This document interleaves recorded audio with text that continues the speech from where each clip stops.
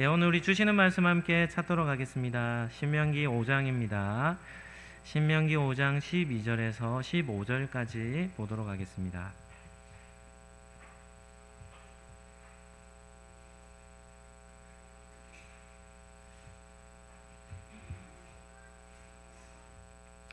예, 신명기 5장 12절에서 15절. 우리 넉절 말씀인데요. 우리 다 같이 우리 합독해서 읽도록 하겠습니다. 같이 읽겠습니다. 내 하나님 여호와가 내게 명령한 대로 안식일을 지켜 거룩하게 하라. 엿새 동안은 힘써 내 모든 일을 행할 것이나 일곱째 날은 내 하나님 여호와의 안식일인즉 너나 내 아들이나 내 딸이나 내 남종이나 내 여종이나 내 소나 내 낙이나 내 모든 가축이나 내 문 안에 유하는 객이라도 아무 일도 하지 못하게 하고 내 남종이나 내 여종에게 너같이 안식하게 할지니라. 너는 기억하라. 내가 애굽 땅에서 종이 되었더니 내 하나님 여호와가 강한 손과 편팔로 거기서 너를 인도하여 내었나니 그러므로 내 하나님 여호와가 내게 명령하여 안식일을 지키라 하느니라. 아멘. 네, 오늘은 신명기 10번째 시간입니다. 신명기 5장 말씀을 가지고 안식일을 지키라는 제목으로 말씀을 잠시 전하도록 하겠습니다. 지난주부터 날씨가 좀 더워졌습니다. 올해도 아마 여름은 아주 무더울 것으로 이렇게 예상이 되는데요. 최근에 기상학자들, 기후학자들이 지금 지구의 온난화 현상이 점점 더 가속화되고 있어서 한 10년에 0.2도 정도 오를 것으로 예상을 해서 한 20년이 지난 2045년 정도가 되면 지금 우려하고 있는 온난화 온도가 한 2도 이상이 될 것이다 라고 이렇게 예상을 하고 있습니다. 우리가 성경의 기록으로 보면 6천년 이상의 역사를 지구가 가지고 있는데 6천년 동안 0.5도 정도 올랐습니다. 1.5도 정도 올랐죠. 그런데 앞으로 20년 동안 0.5도가 온도가 상승한다고 하니까 지금 우리가 사는 시대에 이 이산화탄소의 배출량이 얼마나 증가했는지를 보게 됩니다.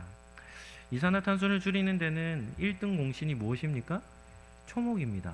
그래서 산림을 잘 관리해야 하고 우리들도 에너지 소비를 어떻게 하면 좀 줄일까에 우리가 함께 동참해야 할 줄로 그렇게 생각합니다. 오늘은 신명기 5장 말씀을 가지고 십계명 두 번째 시간으로 안식일을 지키라라는 제목으로 말씀을 전하겠습니다. 한번 따라하겠습니다. 성도는 주일을 성수합니다. 첫 번째는 창조신앙과 안식일 규례입니다. 기독교 신앙에서 첫 번째라고 해도 과언이 아닐 정도로 중요한 신앙 중에 하나가 창조신앙입니다. 창조신앙을 풀어서 얘기하면 어떻게 얘기할 수 있을까요? 하나님께서 세상을 창조하셨다라는 사실을 믿는 것이죠. 우리가 사는 시대는 이것을 절대적으로 부인합니다. 과학이 신과 같이 여겨져서 과학이 모든 것을 다 밝히는 진리처럼 여기는 것이 우리가 사는 시대이죠. 그러니까 신의 존재를 과학자들은 어느 누구도 인정하지 않습니다. 그러니까 하나님이 세상을 창조했다 있을 수도 없는 일이죠. 그래서 빅뱅 이론이라든지 이런 진화론을 끊임없이 주장을 하고 그것이 검증되지도 않고 사실이 아님에도 불구하고 마치 그것이 진짜 있었던 사실인 마냥 모든 과학의 근거의 틀로 빅뱅 이론을 세워서 그것을 끊임없이 주장하는 시대가 우리가 사는 시대죠. 그래서 과학자들은 창조과학을 엄청나게 부인하고 부정합니다. 창조과학자들은 신앙을 가진 과학자들로 이 세상이 하나님에 의해 창조되었다는 것을 근거로 과학을 펼치는 사람들이거든요.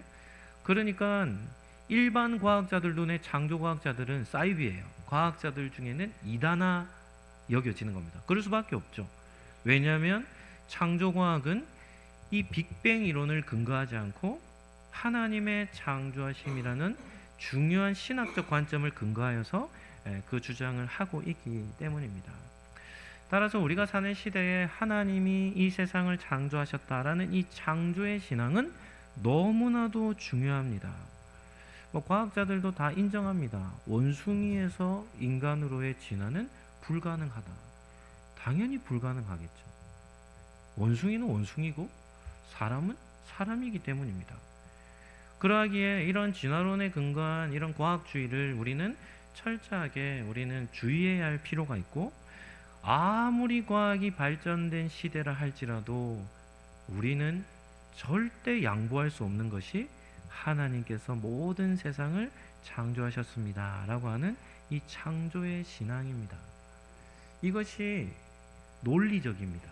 이것이 오히려 더 과학적이라는 것도 우리는 기억할 수 있어야 합니다. 창조신앙과 더불어 또 한 가지 중요한 것이 어떤 신앙이라 했습니까? 하나님께서 친히 다스리는 주권신앙입니다. 하나님은 6일 동안 세상을 창조하셨죠. 우리 6일 창조를 잠깐 한번 외워본다면 한번 따라하시죠. 첫째 날 빛 창조, 둘째 날 하늘과 바다 창조, 셋째 날 땅과 식물 창조.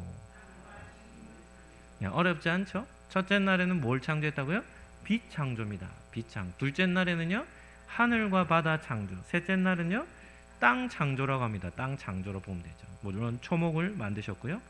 그래서 이 첫째 날의 빛과 관련된 것은 넷째 날 무엇과 연관이 됩니까? 해와 달과 별과 연관이 되죠. 그래서 첫째 날 빛 창조는 넷째 날 태양을 중심으로 한 우주 창조가 넷째 날 일어나는 것이고, 둘째 날 하늘과 바다 창조는 다섯째 날 무엇과 무엇을 창조한 겁니까? 하늘의 새와 바다의 물고기 창조로 이어지는 겁니다. 그리고 여섯째 날은 무엇을 창조하셨습니까? 땅에 존재하는 동물들, 곤충들, 그리고 마지막은 사람 창조가 되는 것이죠. 그러니까 여섯째 날 6일 창조도 너무나도 질서정연한 창조입니다. 오합지졸로 무질서하게 창조하신 것이 아니라 하나님이 하루하루 계획을 하시고 그 목적에 따라 아주 질서정연하게 세상을 창조하신 겁니다. 그러나 하나님의 창조는 6일 창조 정도로만 생각해서는 안 되고, 그와 더불어 또 한 가지를 기억해야 되는데, 그것이 한번 따라 하시죠. 만물의 질서도 창조하셨습니다. 하나님의 창조는 태양을 중심으로 지구와 달과의 관계 속에서 만물의 질서, 하루라는 개념과 달과 1년이라는 개념까지도 창조하셨고, 그리고 하나님의 창조의 중심에는 누가 서 있습니까? 사람이 서 있습니다. 사람 창조하신 이후에 하나님의 관심은 오로지 사람에게밖에는 없는 것 같이 보입니다. 모든 만물보다 하나님은 누구에게만 집중하실까요? 사람에게만 집중하시는 것이죠. 이유는 무엇 때문이겠습니까? 사람에게 하나님께서 하나님을 대신하여 만물을 다스리는 통치권, 다르게 말하면 하나님의 청지기적 사명을 사람에게 부여하셨기 때문입니다. 그래서 지구는 누가 관리하는 겁니까? 그냥 가축과 동물들은 야, 예배를 잘 드리네요. 야, 훌륭합니다. 가축과 동물들은 자기들의 본성을 쫓아 삶을 살아가지 다른 것을 다스리고 관리하지 않습니다. 그래서 사람만 바로 서 있으면 지구의 환경, 지구의 질서는 유지가 되는 것이죠.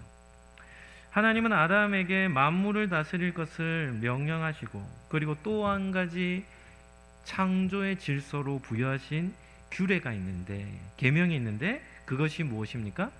오늘 읽은 본문에 나오는 안식일에 관한 규례를 말씀하시는 것이죠.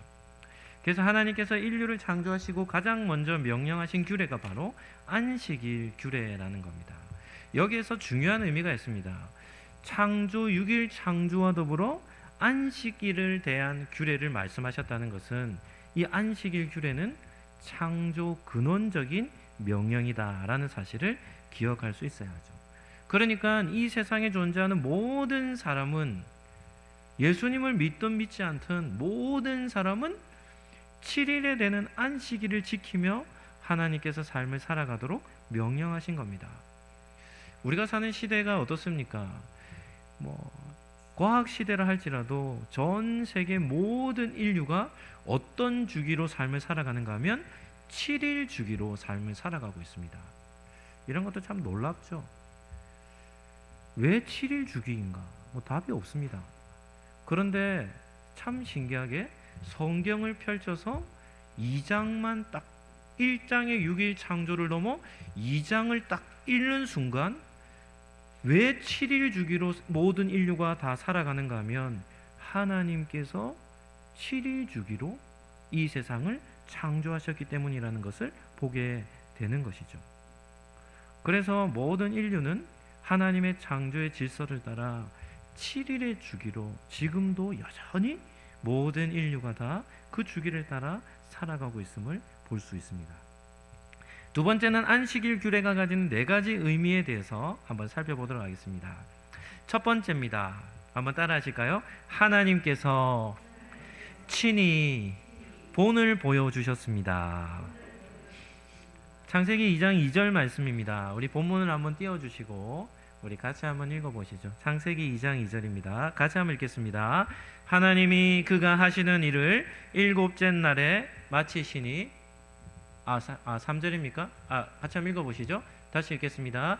하나님이 그 일곱째 날을 복되게 하사 거룩하게 하셨으니 이는 하나님이 그 창조하시며 만드시던 모든 일을 마치시고 그날에 안식하셨음이니라. 아멘. 하나님은 안식일을 명령하시는 데 있어서 말로만 명령하지 않으시고 뭐 하셨습니까? 친히 안식의 본을 보여주셨습니다. 이런 질문을 하죠. 하나님이 왜 7일째 쉬셨습니까? 만물을 창조하셔서 피곤해서 쉬셨습니까? 이런 질문들을 할 수 있지만 그렇지 않습니다.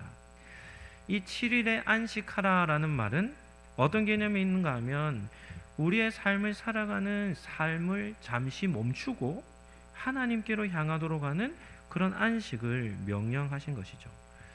하나님께서 친히 본을 보여주셨다. 창조주가 그렇게 본을 보이시며 모든 피조물인 인류에게 그와 같은 삶을 살라고 명령하셨다는 말은 어떤 의미가 있겠습니까? 반드시 지켜야 하는 명령이라는 것을 우리는 본문을 통해 볼 수 있습니다. 두 번째 안식일의 의미는 두 번째입니다. 하나님은 쉼을 보장해 주셨다라는 것이죠. 안식일과 관련해서 한 가지 기억해야 할 것은 안식일에 참여할 대상에 대한 이해입니다. 오늘 읽은 본문 14절 말씀에 그 대상들이 나오는데요. 14절 제가 한번 읽어드리도록 하겠습니다. 오늘 읽은 본문 14절입니다. 우리 일곱째 날은입니다. 우리 본문 일곱째 날은 제가 한번 읽어드리겠습니다. 일곱째 날은 내 하나님 여호와의 안식일인즉 너나 내 아들이나 내 딸이나 내 남종이나 여종이나 내 소나 낙이나 내 모든 가축이나 내 문화 내 여호와는 객이라도 아무 일도 하지 못하게 하고 내 남종이나 내 여종에게 너같이 안식하게 할지니라. 하나님은 안식일날 이스라엘 백성들에게 쉼을 명령하셨는데 그 대상들을 어떻게까지 말합니까? 이스라엘 백성들, 그의 자녀들, 그의 종들, 심지어는 그의 뭐까지도요? 가축들. 그리고 더 나아가서는 이스라엘 공동체 안에 거하는 머무르는 나그네들, 이방인들까지도 쉬라 이렇게 말씀하신 것이죠. 아마도 이스라엘 백성들이 이 4계명을 듣게 되었을 때 큰 은혜를 받지 않았을까 이렇게 생각이 듭니다. 이유가 무엇인가 하면 이스라엘 백성들은 430년 동안 어디에서 뭐하며 살았습니까? 애굽에서 어떻게 삶을 살았습니까? 노예로 아주 중한 노동을 하며 삶을 살았죠. 그들에게는 쉼이라는 것은 주어지지 않았습니다. 그런데 하나님의 백성으로 언약을 맺고 하나님 백성 안으로 들어오니까 하나님이 며칠의 하루는요? 7일의 하루는 쉼을 허락해 주시는 것을 보게 되죠. 심지어 하나님은 이스라엘 백성뿐만 아니라 종들까지도, 가축들까지도 온전한 쉼을 보장해 주시는 것을 보게 됩니다. 하나님은 안식일만큼은 어느 누구도 일을 하지 못하게 하시며 모든 대상들에게 쉼을 허락해 주시는 것을 보게 됩니다. 이 쉼이라는 개념과 반대되는 표현이 노동이라는 단어를 우리는 기억할 수 있어야 합니다. 그래서 쉬라라는 명령은 뭐 하라는 겁니까? 노동을 멈추라라는 그런 뜻이 되는 것이죠. 하나님은 창조의 질서로 6일 동안 일하셨고 7일에는 모든 노동에서 벗어나서 참된 쉼을 누리게 하셨던 것입니다. 또 7일 동안 이 7일째 되는 날은 쉬라라는 말은 또 무엇과 연관이 되냐면 노동과 짝을 이루는 요소가 이 물질이라는 개념이 같이 붙어 있습니다. 그래서 일을 쉬라는 것은 물질에서 자유하라라는 개념이 그 속에 포함되어 있는 것이죠. 한 80년대, 90년대 우리나라의 많은 사람들이 아메리칸 드림을 꿈꾸며 미국으로 이민을 많이 갔습니다. 지금도 미국이나 캐나다로 이민 가는 사람들이 참 많은데요. 그 미국으로 이민 간 사람들을 대상으로 이민 목회를 하셨던 한 목사님께서 주일날도 가게 문을 열고 쉬지 않는 성도가 있어서 그 가정을 신방하셨답니다. 미국으로 이민 간 사람들은 미국이라는 사회 속에 자리를 잡기 위해서 어떤 삶을 살았겠습니까? 투잡, 쓰리잡을 잡으며 한 가지 일이 아니라 두 가지, 세 가지 일을 잡으며 많은 노력을 기울이며 미국 사회에 정착하기를 힘썼죠. 그러한 성실한 삶은 충분히 칭찬을 들을 만한 삶이지만 그러나 문제는 무엇인가 하면 신앙을 지키지 못하게 된 것이 문제가 되는 것이죠. 그래서 그 목사님이 그 성도의 가정을 방문해서 신방을 하는데 주일 성수를 권면했더니 그 성도가 목사님에게 이렇게 대답했답니다. 오죽했으면 주일에 쉬지 않고 가게 문을 열고 일하겠습니까? 주일 예배를 드리려고 오라는 말을 이제 더 이상 하지 마십시오. 이런 얘기를 했다는 겁니다. 오로지 어떻게 삶을 살아가느냐 하면 자기 힘으로만 살아가는 겁니다. 오로지 내 열심으로만 살아가는 것이죠. 그 삶에 있어서 하나님의 개입과 간섭을 허락지 않는 겁니다. 그와 더불어 무엇에 매여 있냐면 물질에 매여 물질에서 자유하지 못한 상태에 그 상태로 유지하며 삶을 살아가는 모습을 보게 된 것이죠.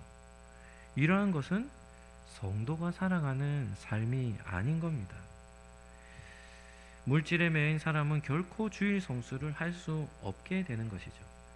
그것을 손에서 놓지 못하는 겁니다. 과거에는 주일 성수를 하면 하나님께서 복을 주신다라고 이렇게 가르쳤습니다. 때로는 그러한 복을 받을 때도 있지만 그러나 주일을 성수하라는 이 명령은 복을 받기 위한 조건으로 하나님이 명령하신 것이 아니라 물질에 손해가 있다 하더라도 하나님께서 명령하신 성도의 삶의 질서이기 때문에 우리는 그것을 감안하면서까지도 그러한 삶의 질서를 지키며 삶을 살아갈 수 있어야 하는 겁니다. 안식일은 어떤 의미가 있겠습니까? 한번 따라하시죠. 안식일은 하나님 나라의 청사진입니다. 성경은 하나님 나라가 어떤 나라인지를 부분적으로 보여주는데 그 가운데 하나가 무엇인가 하면 안식일입니다. 하나님이 당신에게 속한 백성들과 종들과 가축들과 모든 하나님께 속한 대상들에게 참된 쉼을 허락해 주신다는 것은 무엇을 보여주는 거라고요? 하나님의 나라가 어떤 나라인지를 보여주는 아주 중요한 한 이미지가 되는 것이죠. 하나님 안에 거하면 무엇을 누릴 수 있습니까? 진정한 쉼과 회복을 누릴 수 있다는 것을 이 안식일이라는 제도를 통해 하나님이 말씀하고 있는 겁니다. 다윗의 위대한 고백이 있죠. 시편 23편 2절에 보시면 다윗이 이런 고백을 합니다. 그가 나를 푸른 풀밭에 누이시며 쉴 만한 물가로 어떻게 한다는 겁니까? 인도하신다는 겁니다. 다윗은 양을 치는 목자로서의 삶을 살았는데 목자로서의 삶은 쉬운 삶이 아닙니다. 늘 어떤 위협이 있습니까? 사나운 짐승들의 공격도 있고, 양떼를 지키기 위해서는 목숨을 걸며 양떼를 지켜야 하죠. 그러한 치열한 삶의 현장 속에 다윗은 무엇을 경험하냐면 하나님이 주시는 안식을 경험하며, 그가 나를 푸른 풀밭에 누이시며 쉴 만한 물가로 인도하신다라고 하는 안식일의 쉼을 다윗은 경험하며 그가 시를 지어 노래를 하는 것을 보게 되죠. 주일은 세상에 매여 살던 모든 것으로부터 빠져나와 하나님 안에서 쉼을 누리는 날입니다. 그래서 주일 예배를 나올 때마다 세상에서의 고된 삶에서의 영적인 그런 이 쉼이죠. 재충전, 이런 것을 우리는 경험해야 하는 것입니다. 예배 자리에 나올 때마다 하나님 안에서 참된 쉼을 누리는 우리 성도들이 되시기를 예수님 이름으로 축복합니다. 세 번째입니다. 한번 따라 하시죠. 성도는 안식일을 중심으로 살아야 합니다. 구약의 안식일과 신약의 주일은 연속적 개념도 있고 불연속적 개념도 있습니다. 다르게 말하면 완성된 개념이 있고 발전된 개념이 있는 것이죠. 그러나 그 중에 가장 큰 차이점은 무엇인가 하면, 안식일은 몇째 날 지키는 것입니까?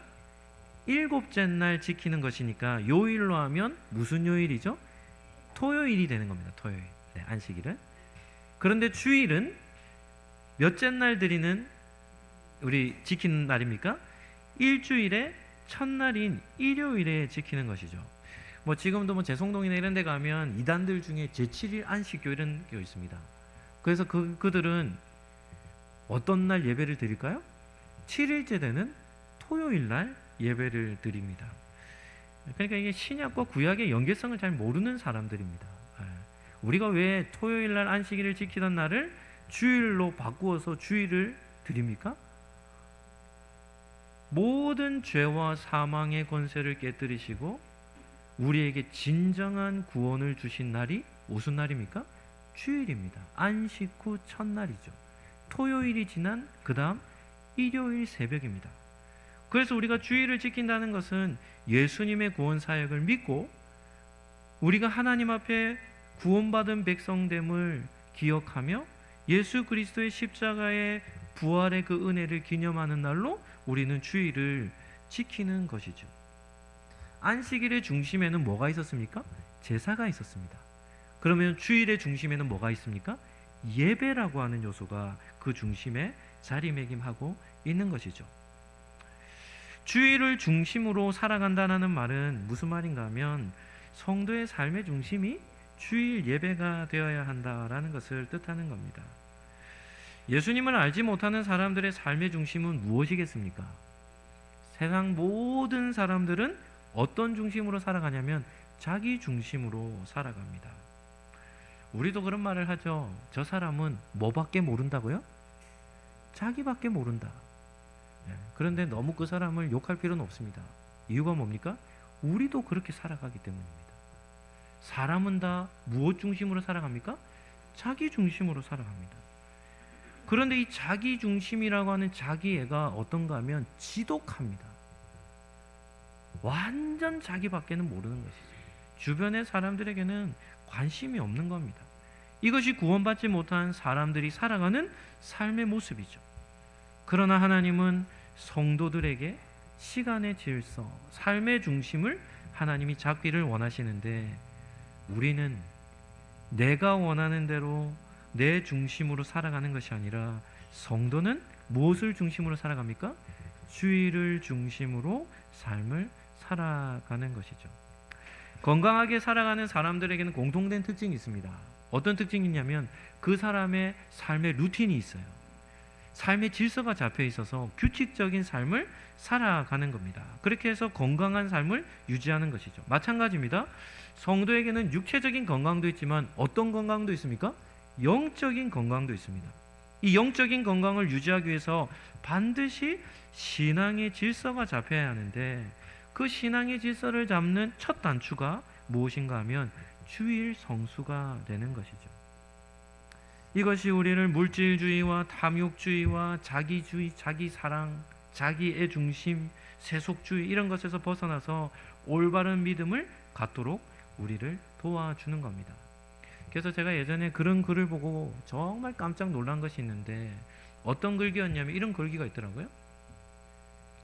내가 주일을 지키는 것이 아니라 뭐가 내 신앙을 지키냐면 주일 성수가 내 신앙을 지킵니다 라는 겁니다. 어떻게 보면 우리가 주일을 지키는 것처럼 보이지만 그렇지 않습니다.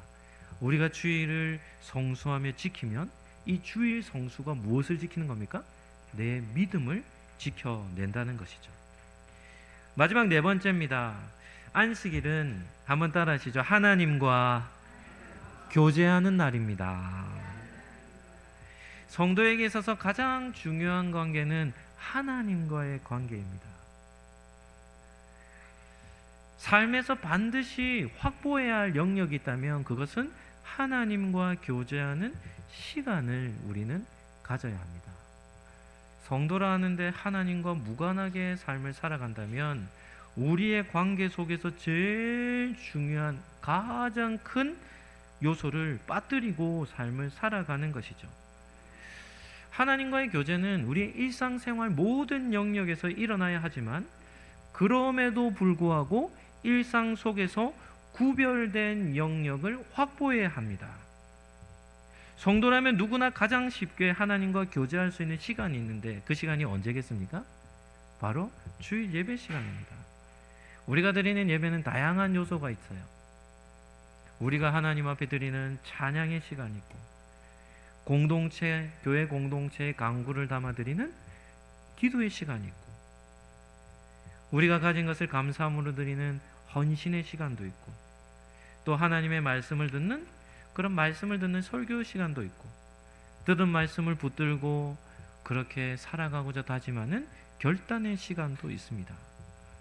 예배에는 우리가 하나님을 섬기는 요소가 있는가 하면 하나님으로부터 우리가 받는 은혜라고 하는 요소도 함께 있는 것이죠. 그래서 예배를 잘 드리면 어떤 작용이 있습니까? 우리가 하나님 앞에 올려드릴 헌신을, 하나님을 높이는 경배와 찬양을 우리가 하나님 앞에 올려드리고, 또 하나님은 그러한 은혜를, 그러한 우리가 드리는 헌신을 받으시고 우리에게 합당한 은혜를 우리에게 베풀어 주시는 겁니다.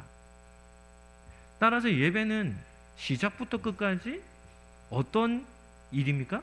영적인 활동이 왕성하게 일어나는 시간이 이 예배 시간입니다.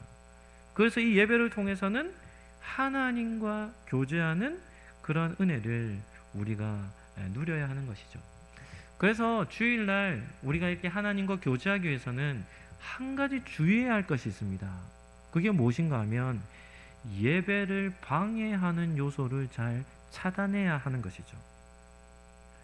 우리의 육신의 연약함도 거기에 포함되어 있고, 그리고 예배를 방해하는, 집중하지 못하게 하는 요소들은 미리미리 우리가 좀 잘 관리를 해서, 예배 드리는 시간 주일날 1시간 드리지 않습니까? 이 예배 시간은 하나님께만 온전히 집중할 수 있는 그런 시간이 되어야 하는 겁니다. 지난주일에 들었던 말씀이 기억납니까? 이런 질문하면 대부분 다 잘 기억을 하지 못하죠. 왜냐하면 우리의 기억력의 한계이기 때문입니다. 그렇기 때문에 우리는 설교를 더 잘 집중해서 들어야 할 필요가 있습니다. 지난주일부터 신명기 5장에 이르러서 10계명에 대해 살펴봤죠. 1계명부터 3계명까지 가지고 제가 어떤 설교 제목으로 말씀을 드렸냐면, 한번 따라 하시죠. 하나님만 사랑합시다. 다른 신들을 섬기지 않고, 손으로 만든 우상을 의지하지 않고, 하나님의 이름에 영광을 올려드리는 것이 하나님을 사랑하는 삶이다 라는 말씀을 전해드렸습니다. 그것과 더불어 오늘 본문에서도 하나님을 사랑하는 방법을 하나님은 우리에게 말씀하시는데, 그것이 무엇입니까? 안식일을 기억하여 구별하여 지키는 삶, 하나님 앞에 나와 예배드리는 삶이 하나님을 사랑하는 삶이다라는 것을 오늘 본문을 통해서 말씀하고 있습니다. 하나님께서 우리를 찾아오시는 방법이 무엇일까요?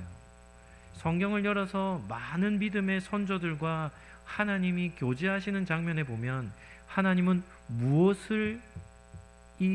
어떤 방법으로 우리와 교제를 하시겠습니까?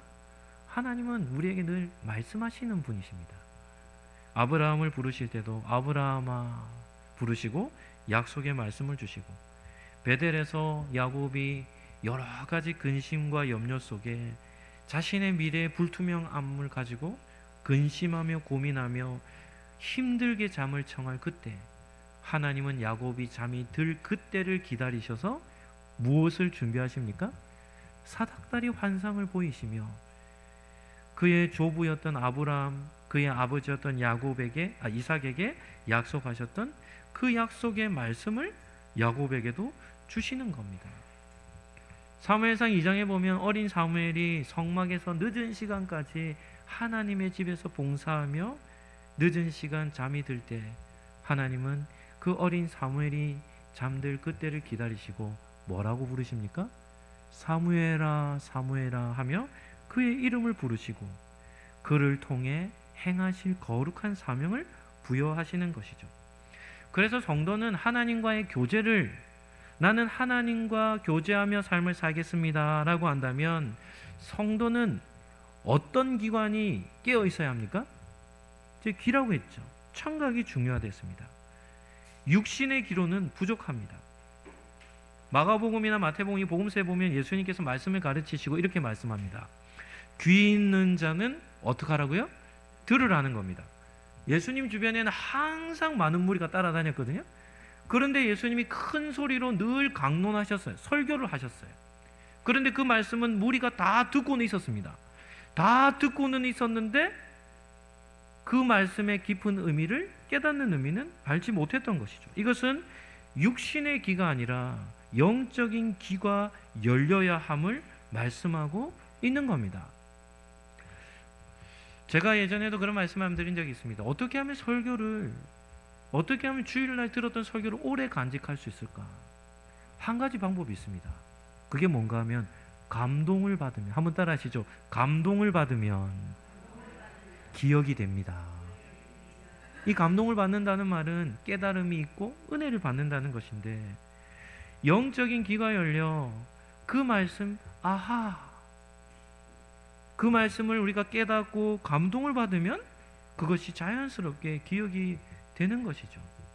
오늘도 하나님이 저와 여러분에게 무엇을 말씀합니까? 하나님을 사랑하는 삶을 살아야 하는데, 그 사랑하는 삶의 네 번째 방법이 주일을 성수하며 삶을 살아가는 것이다. 성도는 주일을 중심으로 살아야 하고, 또 주일을 예배를 통해 하나님과의 친밀한 교제를 하며 살아야 한다는 것을 하나님께서 지금 저와 여러분에게 말씀하고 있는 것입니다. 우리가 매주마다 나와서 하나님 앞에 예배를 드릴 때마다 보이지 아니하시지만 여전히 살아계시고 우리와 함께 해주시는 그 하나님과의 친밀한 교제를 누리며 이 예배를 드리는 우리 모든 성도님들이 되시기를 예수님 이름으로 축복합니다. 말씀을 정리하도록 하겠습니다. 하나님은 오늘도 저와 여러분에게 이렇게 말씀하십니다. 한번 따라 하시죠. 하나님을 사랑하는 삶을 살라. 한번 더 하시죠. 안식일을 지키라. 주일을 성수하라. 주일을 중심으로 살라. 예배를 통해 나와 교제하자. 하나님이 이러한 말씀들을 지금 저와 여러분에게 하고 있는 것이죠. 오늘 읽은 본문 15절 말씀을 읽고 정리하도록 하겠습니다. 15절 말씀입니다. 본문을 띄워주시고 같이 한번 읽어보실까요? 시작. 너는 기억하라. 내가 애굽 땅에서 종이 되었더니 내 하나님 여호와가 강한 손과 편팔로 거기서 너를 인도하여 내었나니, 그러므로 내 하나님 여호와가 내게 명령하여 안식일을 지키라 하느니라. 아멘. 우리가 교회 나와 예배를 드려야 하는 이유는 하나님의 창조하신 창조주의 질서를 따르는 창조신앙과 더불어 하나님이 우리를 구원하셨다는 구원의 신앙을 근거로 우리가 예배를 드려야 하는 겁니다. 이 땅을 살아갈 때 우리가 사랑해야 할 대상들이 많이 있지만 그 중에서도 하나님을 사랑하며 삶을 살아가시기를 예수님 이름으로 축복합니다. 그리고 주의 성수를 통해 우리의 삶의 중심, 또 우리의 믿음의 그 증거를 하나님 앞에 보이시며 또 안식일에 주시는 참된 쉼과 회복을 경험하시기를 예수님 이름으로 축복합니다. 예수 그리스도의 은혜와 하나님의 사랑과 성령님의 교통하심이 주의를 성수하며 하나님과 교제하며 살아가기로 마음에 다짐하는 우리 상록교회 모든 권속들 머리머리 위에, 또 참여한 우리 모든 성도들 머리머리 위에 지금부터 영원토록 함께 있을지어다. 아멘.